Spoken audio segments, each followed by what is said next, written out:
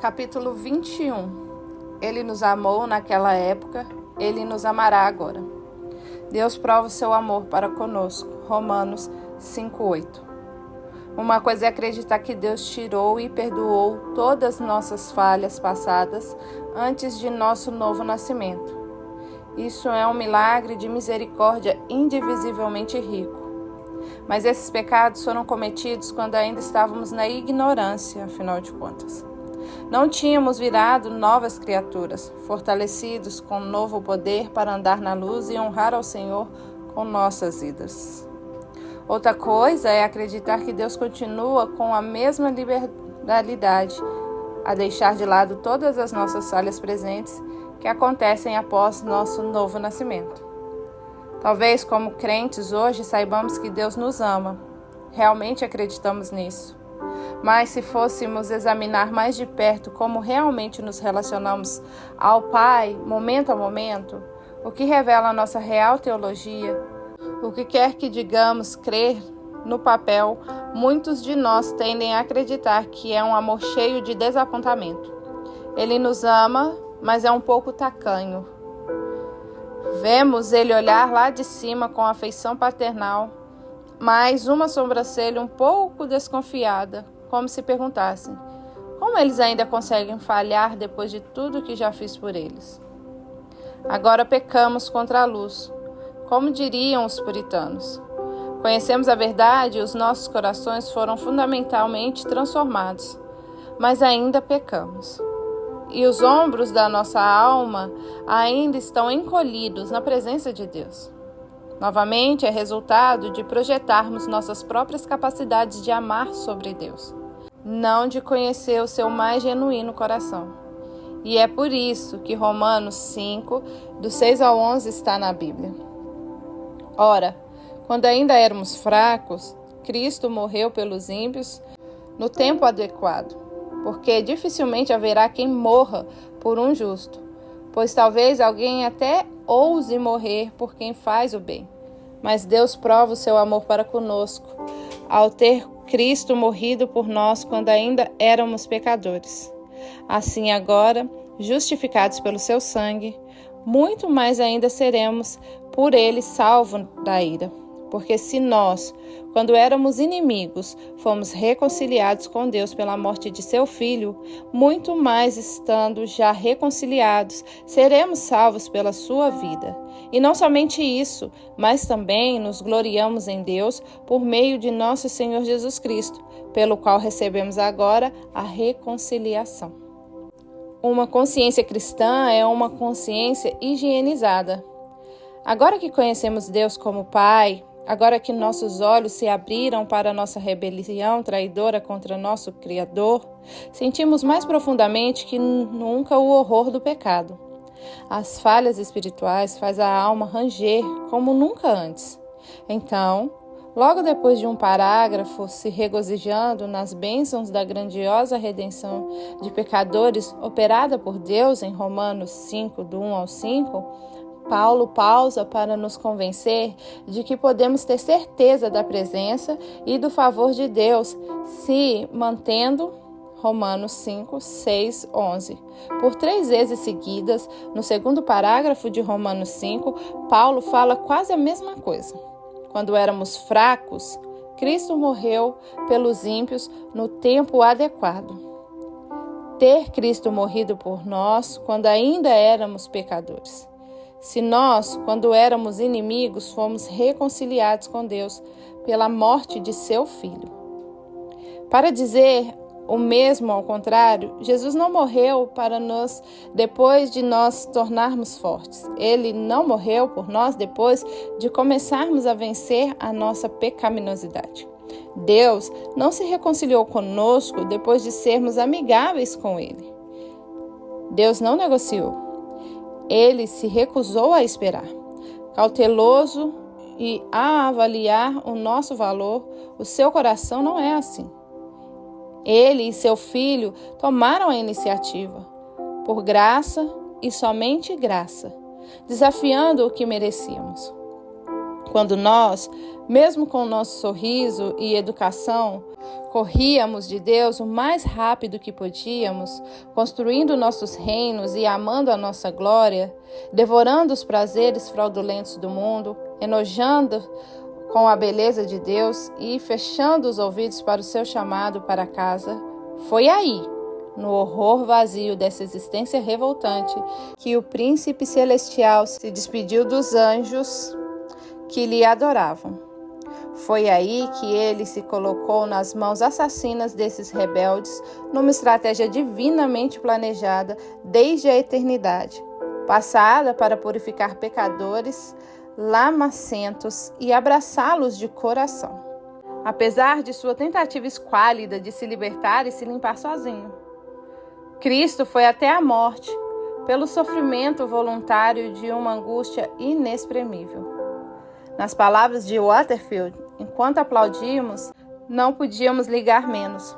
Somos fracos, pecadores, inimigos. Foi somente depois que tudo aconteceu, só quando o Espírito Santo inundou nossos corações, que paramos para perceber. Ele passou pela minha morte, e ele não simplesmente morreu, ele foi condenado. Ele não simplesmente deixou o céu por mim, ele passou pelo inferno por mim. Ele, não merecendo a condenação, a absorveu em meu lugar. Eu, que era o único que merecia. Esse é o coração dele. E em almas vazias, com um copo de água fria, pela boca seca, Deus derramou o seu Espírito Santo para internalizar a real experiência do amor de Deus. Qual foi o propósito dessa missão de resgate celestial? Deus prova seu amor para conosco.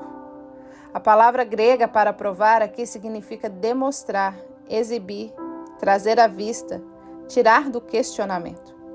Na morte de Cristo, Deus está confrontando nossos pensamentos obscuros sobre Ele e nossa insistência crônica de que o amor divino precisa ter um ponto final, um limite, uma hora que seca. Cristo morreu para confundir as nossas suposições intuitivas de que o amor divino tem prazo de validade. Ele morreu para provar que o amor de Deus é, como disse Jonathan Edwards, um oceano sem margem nem fundo. O amor de Deus é tão ilimitado quanto Deus. É por isso que o apóstolo Paulo fala do amor divino como uma realidade que se estende por uma imensurável largura, comprimento, altura e profundidade. Efésios 3,18. A única coisa no universo tão imensurável quanto o próprio Deus, o amor de Deus, é tão expansível quanto Deus. Para Deus deixar de amar os seus, Deus precisaria deixar de existir. Porque Deus não simplesmente tem amor, Ele é amor. 1 João 4,16. Na morte de Cristo por pecadores, Deus pretende colocar o seu amor por nós fora de questionamento. Essa é a melhor notícia na história do mundo. Mas nem mesmo isso é o principal objetivo de Paulo no versículo 6 a 11. Ele está buscando outra coisa. Qual é o principal ponto de Paulo em Romanos 5, do 6 ao 11? Não é a obra passada de Deus em primeiro lugar. O objetivo de Paulo é nos assegurar no aqui e agora, com base nessa obra passada.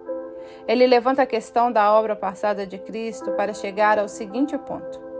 Se Deus fez isso naquela época, quando você era tão canalha e com zero interesse nele, então como você se preocupa agora? O objetivo central do versículo 6 a 11 se percebe no assim do versículo 9. Observe como todo o parágrafo gira em torno deste ponto. Assim, agora, justificados pelo sangue. E veja agora a preocupação marcante de Paulo. Muito mais ainda seremos por ele salvos da ira. O versículo 10 desenvolve ainda mais o mesmo ponto. Porque se nós, quando éramos inimigos, fomos reconciliados com Deus pela morte de seu Filho, olha o ponto mais uma vez. Muito mais, estando já reconciliados, seremos salvos pela sua vida. A linguagem de ser salvo nos versículos 9 e 10 antecipa a salvação definitiva, não se referindo ao momento da conversão nesta vida, mas à entrada na presença de Deus na próxima. Paulo está dizendo que é impossível ser verdadeiramente justificado na conversão sem Deus nos garantir até o céu. A conversão não é um novo começo. A conversão, a autêntica regeneração, é um futuro incrível. Éramos inimigos quando Deus veio e nos justificou.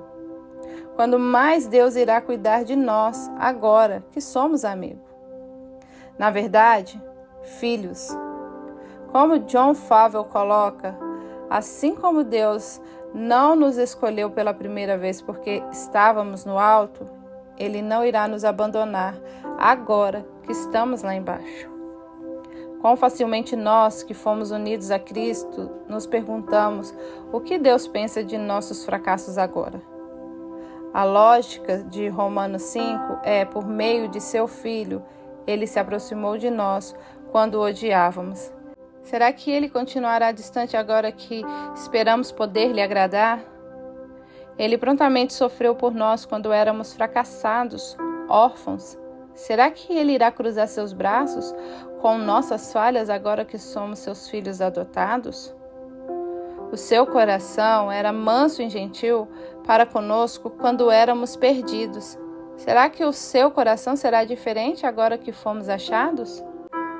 Quando ainda errávamos, até nessa bagunça, Ele nos amou. Ele nos amará em nossa bagunça agora. A nossa própria agonia ao pecar é fruto da nossa adoração. Um coração frio não se importaria. Não somos quem éramos. Quando você peca, faça um trabalho de arrependimento completo. Odeie mais uma vez todo tipo de pecado. Consagre-se novamente ao Espírito Santo e os seus puros caminhos. Mas rejeite as sugestões diabólicas de que o termo coração de Deus por você se tornou um pouco mais frio, um pouco mais duro. Ele não se frustrará com a sua pecaminosidade.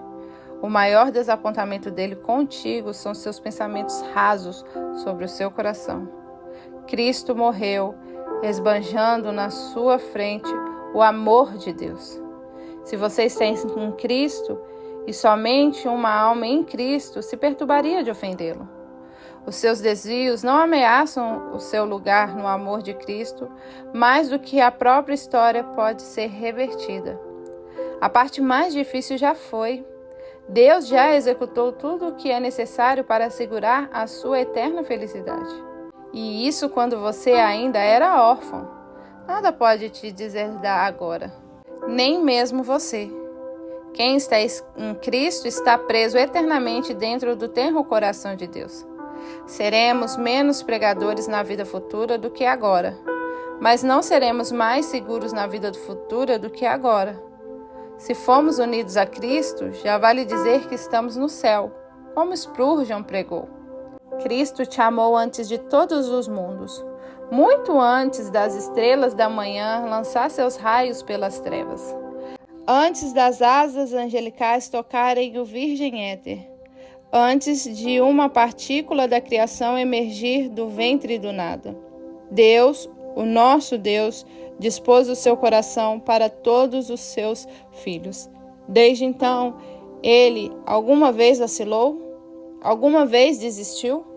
Alguma vez mudou? Não. Vocês que provam do seu amor e conheceram a sua graça, me darão bom testemunho de que Ele foi um amigo certo em circunstâncias incertas. Você frequentemente lhe deixou. E Ele já te deixou? Você teve muitas provações e problemas. E Ele já te abandonou? Ele alguma vez desviou seu coração e fechou as entranhas da sua compaixão? Não. Caro Filho de Deus, é seu dever solene dizer não e testemunhar a fidelidade do Senhor.